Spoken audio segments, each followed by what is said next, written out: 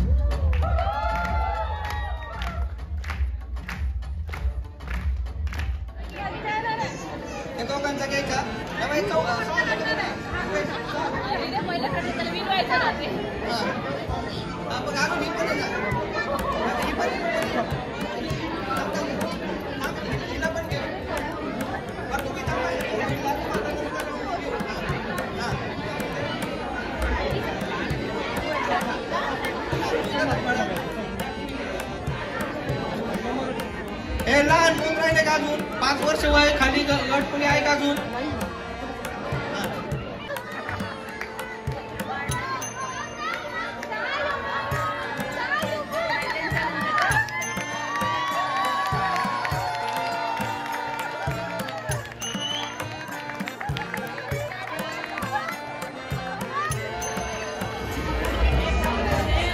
Ready आहे का सगळे? 3, 2, 1, go!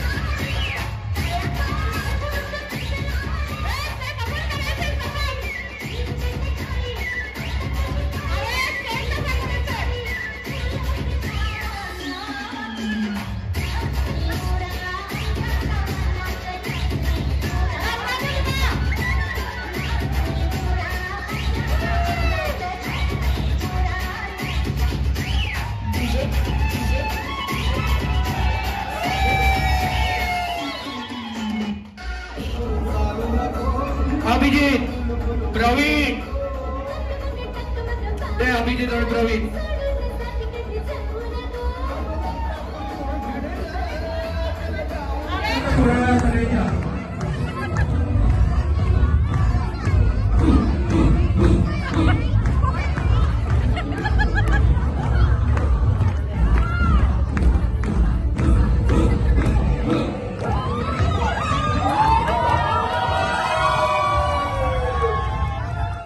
सगळ्यांसोबत तर दिवाळी साजरी केली. आता घरी दिवाळी कशी साजरी केली याची सुद्धा एक झलक तुम्हाला मी दाखवणार आहे. तर आधी दिवाळीसाठी घर सजवलं, कारण दिवाळी आहे असं पण वाटलं पाहिजे ना. तर घरच्यांनी झेंडूच्या काही फुलांच्या माळा पाठवलेल्या होत्या, त्या पूर्ण घरात लावल्या आणि खूप सुंदर दिसत होतं घर. तर दिवाळीच्या दिवशी आम्ही सगळे लवकर उठलो, छान घर डेकोरेट केलं आणि नंतर मस्त उटणं लावून आंघोळसुद्धा केली. आधी मी केली आणि नंतर या दोघांना, अवीला आणि अवीच्या बाबांना उटणं लावलं. दिवाळीमध्ये उटण्याला सुद्धा खूप महत्त्व आहे आणि सकाळी जो उटण्याचा जो वास आहे ना पूर्ण घरभर पसरलेला होता, त्याच्यामुळे अजूनच भारी वाटत होतं, एकदम मन प्रसन्न वाटत होतं सकाळी सकाळी.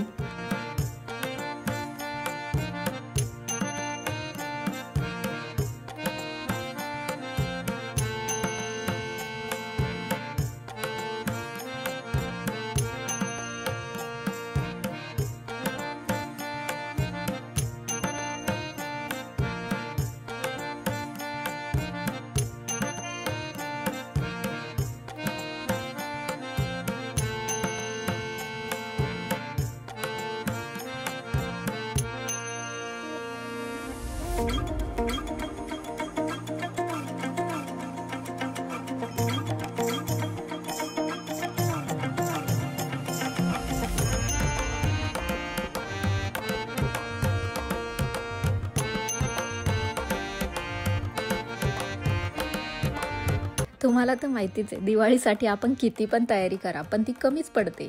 आता दिवाळीसाठी मी फराळ बनवलं होतं, पण त्यात फक्त शंकरपाळे, नमकपारे, मठरी, करंजी हे बनवलं होतं आणि लाडू आणि चिवडा मात्र राहिला. तर ते काम आधी संपवावं आणि नंतर पूजेची तयारी करावी असं म्हटलं.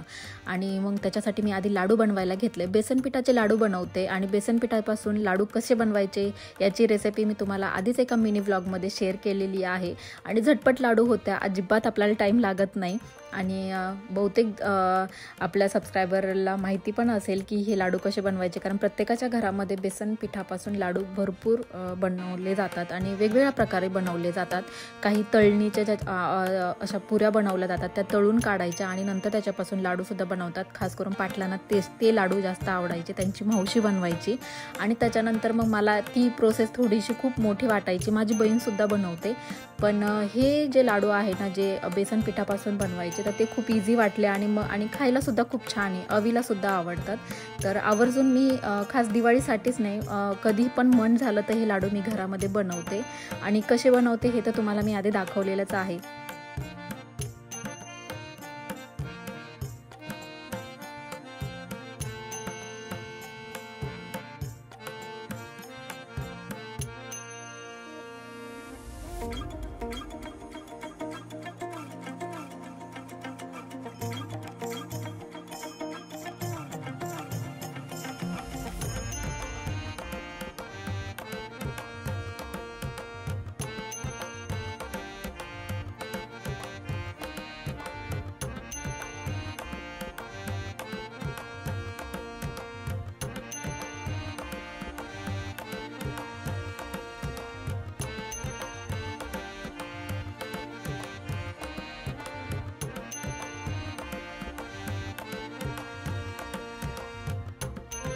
तर ही बर्फी मी पहिल्यांदाच बनवणार होते. तर याच्यामध्ये फक्त दूध, मिल्क पावडरचं जे प्रमाण आहे ना ते थोडं जास्त ठेवायचं होतं याच्यामध्ये. आणि त्याच्यानंतर याच्यामध्ये वेलची पूड आणि साखर घातलेली.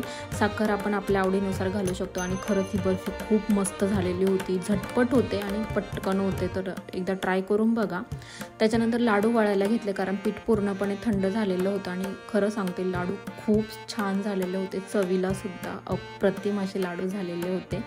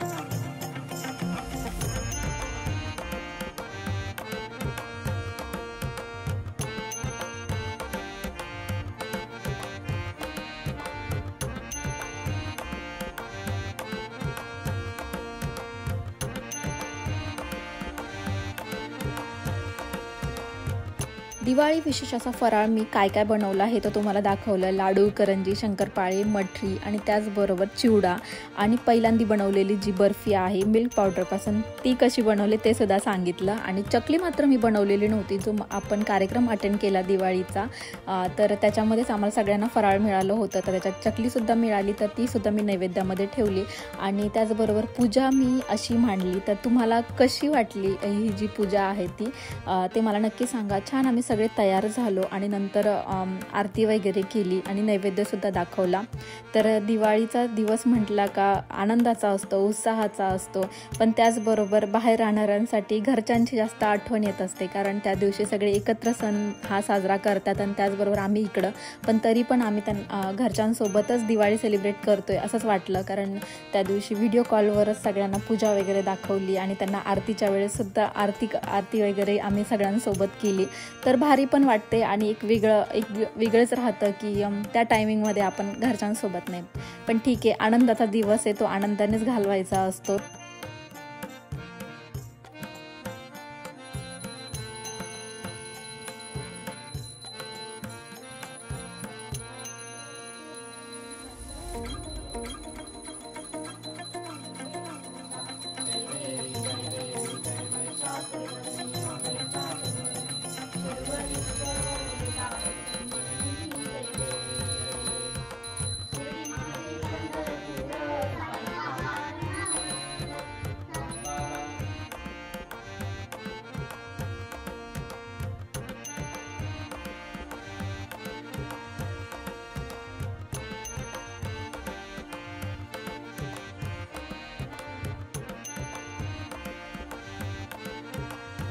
दिवाळी सेलिब्रेशन झाल्यानंतर आम्ही गेलो आमच्या फ्रेंडच्या घरी. तिथंसुद्धा दिवाळी सेलिब्रेट तर करायचीच होती, त्याचबरोबर त्यांच्या मुलीचा बड्डेसुद्धा होता, त्याच्यामुळं आम्ही वन डे तिथंच थांबणार होतो. आणि मुलं बड्डे म्हटल्यावर मुलं खूप एन्जॉय करतात, तर अवनीचं काही टेन्शनच नव्हतं. अवनी वेटच करत होती बड्डे कधी असणार आहे. तर आम्ही फन झोनमध्ये गेलो आणि सगळ्या मुलांनी मस्त एन्जॉय केलं. मुलांसोबत जास्त करून आम्ही दोघांनीसुद्धा एन्जॉय केलं, कारण त्यांच्यासोबत आम्हीसुद्धा प्ले करत होतो.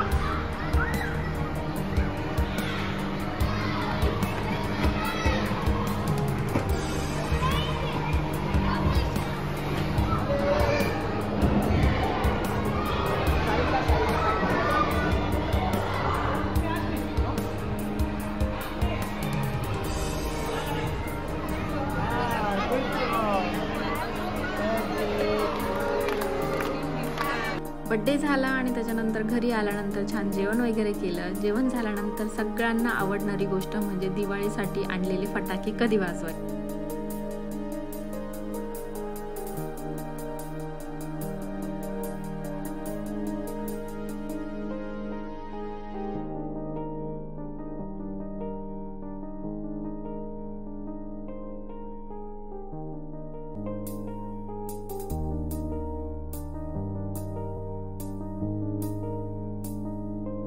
तर या वर्षीची दिवाळी आपल्या माणसांसोबत आणि फ्रेंड्ससोबत साजरी करण्याचा एक वेगळाच आनंद मिळाला. तर हे जे व्लॉग बनवते तर त्या एक आपल्या मेमरीज बनून जातात आणि त्या आपल्या आठवणीत राहतात. तर त्याच्यासाठी मी खरं तर व्लॉगिंग करते आणि मला खूप भारी वाटतं. तर हे कारण मी व्लॉग कधी पण बघू शकते आणि माझ्या फ्रेंड्ससोबत माझ्या फॅमिलीसोबत शेअर करू शकते, याचा एक वेगळाच आनंद आहे मला. तर तुम्हाला आजचा हा व्लॉग कसा वाटला, आवडला तर लाईक करा, शेअर करा आणि सबस्क्राईब करायला मात्र विसरू नका. भेटूया आपण अशाच एका नवीन व्लॉगमध्ये. तोपर्यंत स्वतःची काळजी घ्या. हॅपी दिवाळी.